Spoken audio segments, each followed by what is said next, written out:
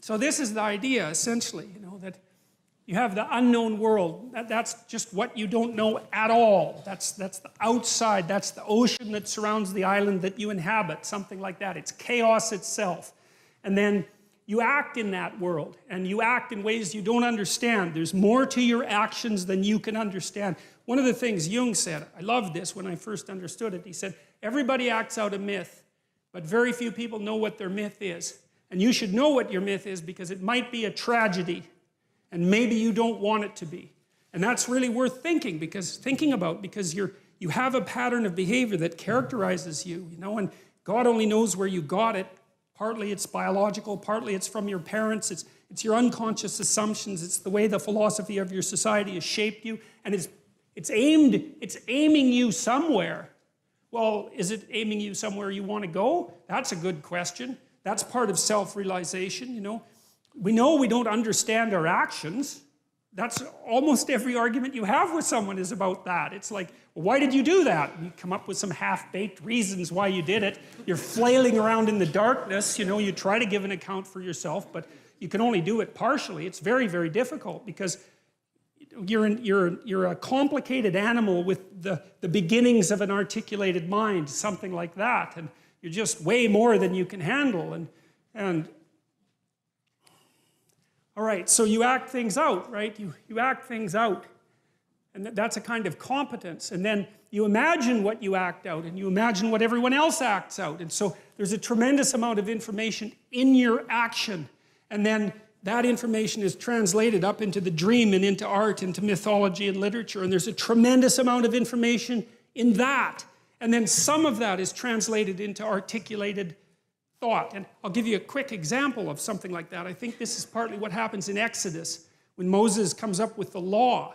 He's wandering around with the Israelites forever in the desert, and they're like going left and going right and worshiping idols and like having a hell of a time and, getting rebellious. And Moses goes up in the mountain and he has this tremendous revelation sort of in the sight of God, and it illuminates him, and he comes down with the law. You think, well, Moses acted as a judge. I know this is a mythological story. Moses acted as a judge in the desert, and he was continually mediating between people who are having problems, constantly trying to keep peace.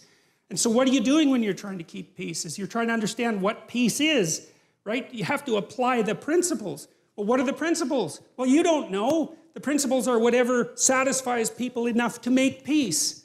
And maybe you do that 10,000 times, and then you get some sense of, oh, here's the principles that bring peace. And then one day it blasts into your consciousness like a revelation. Here's the rules that we're already acting out.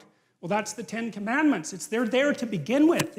And Moses comes forward and says, look, this is already basically what we're doing, but now it's codified, right? And that's all a historical process that's condensed into a single story, but obviously that happened because we have written law, right? And that emerged in good legal systems. That emerges from the bottom up. That's English common law is exactly like that, right? It's single decisions that are predicated on principles that are then articulated and made into the body of law. And the body of law is something you act out. That's why it's a body of law.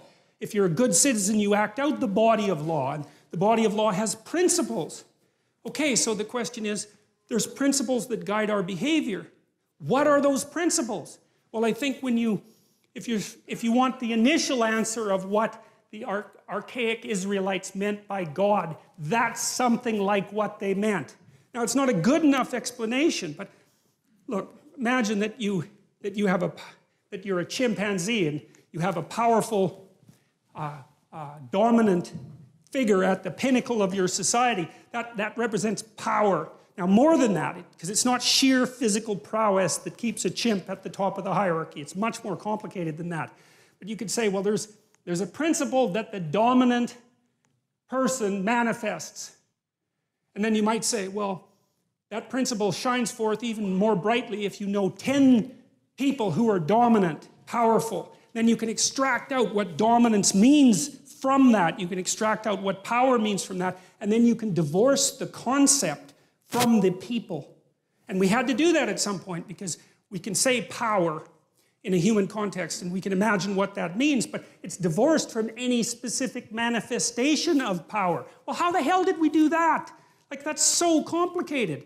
If you're a chimp, the power is in another chimp. It's not some damn abstraction.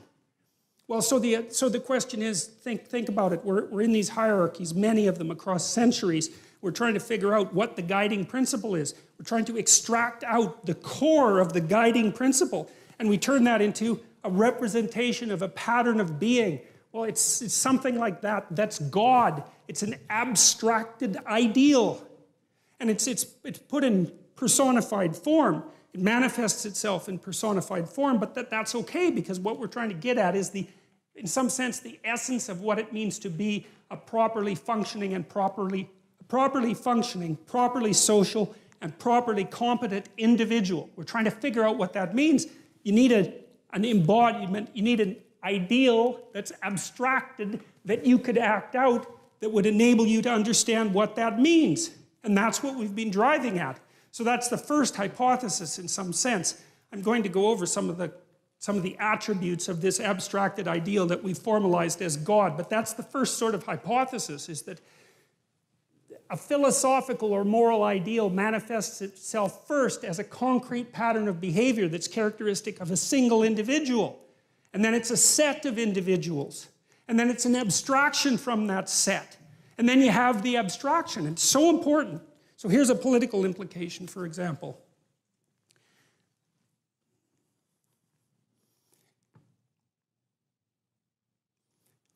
One of the debates, we might say, between early Christianity and the late Roman Empire was whether or not an emperor could be God, literally, right? To be deified, to be put in a temple. And you can see why that might happen, because that's someone at the pinnacle of a very steep hierarchy who has a tremendous amount of power and influence. But the Christian response to that was, never confuse the specific sovereign with the principle of sovereignty itself. It's brilliant. You see how difficult it is to come up with an idea like that, so that even the person who has the power is actually subordinate to something else. Subordinate to, let's call it a divine principle, for lack of a better word. So that even the king himself is subordinate to the principle. And we still believe that, because we believe that our president, our prime minister, is subordinate to the damn law, whatever the body of law, right? There's a principle inside that even the leader is subordinate to. And without that, you could argue you can't even have a civilized society, because your leader immediately turns into something that's transcendent and all-powerful. And I mean, that's certainly what happened in the Soviet Union, and what happened in Maoist China, and what happened in Nazi Germany, because there was nothing for the powerful to subordinate themselves to. You're supposed to be subordinate to God.